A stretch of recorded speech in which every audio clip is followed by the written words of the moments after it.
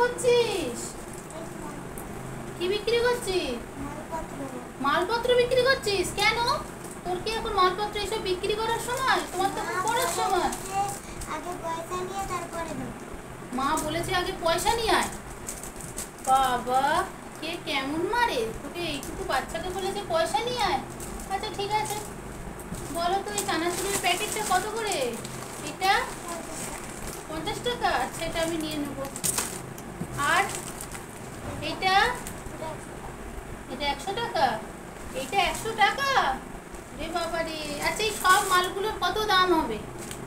এই সব যা কিছু আছে আমি যদি কিনে নিই তাহলে তোমাকে ক টাকা দিলে তুমি খুশি হবে বলো? বাবা, এত টাকার মাল এটা?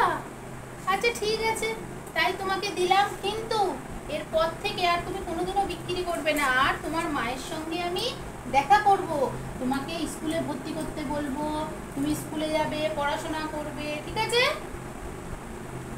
নাও পয়সা, নাও নাও, ঠিক আছে? তাহলে আর কোনোদিনও এরকম কাজ করবে না, ঠিক আছে? আচ্ছা, আমি তাহলে এই মালগুলো নিয়ে যাই।